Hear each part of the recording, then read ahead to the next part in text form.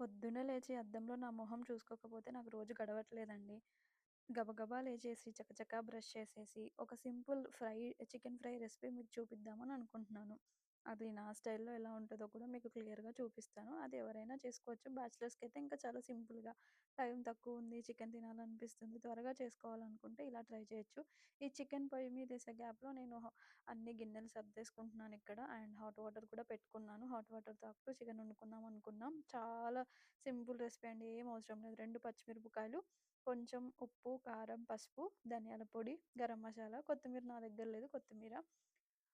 Direct chicken wash చేసేసుకొని పాన్‌లో కొంచెం oil పెట్టుకున్నా. అది హీట్ అయ్యేంతలోపు వాష్ చేసేసుకుంటున్నా ఇక్కడ.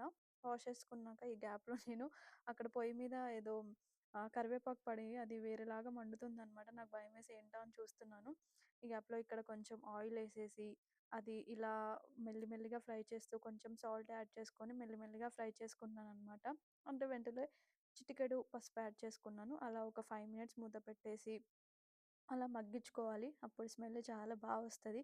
ఈ గ్యాప్‌లో 2 పచ్చిమిరపకాయలు, ఒక 4 రెమ్మలు కరివేపాకు వేసుకుంటే ఆ ఫ్లేవర్ మంచిగా పడతది. దాని తర్వాత కొద్దిసేపు మంచి కలరొచ్చాక కొంచెం ఒక టేబుల్ స్పూన్ కారం, ఒక half table spoon garam masala పొడి ఏసుకుంటే మన చికెన్ ఫ్రై రెడీ అయిపోద్ది. ఇక నేను టేస్ట్ చేసి చెప్తున్నాను. నాకంత సింపుల్‌గా ఏ పేస్ట్ లేకుండా సింపుల్‌గా ఏ ముక్కకి ఆ ముక్క అలా ఫ్రై అవుతే చాలా ఇష్టం. ఇక్కడ మా అక్క నిన్న చేసిన మునక్కాడ చారు వేసుకొని మరి టేస్ట్ చేస్తున్నాను. ఎంత బావుందంటే chicken simple. Please try and let me know. Thank you.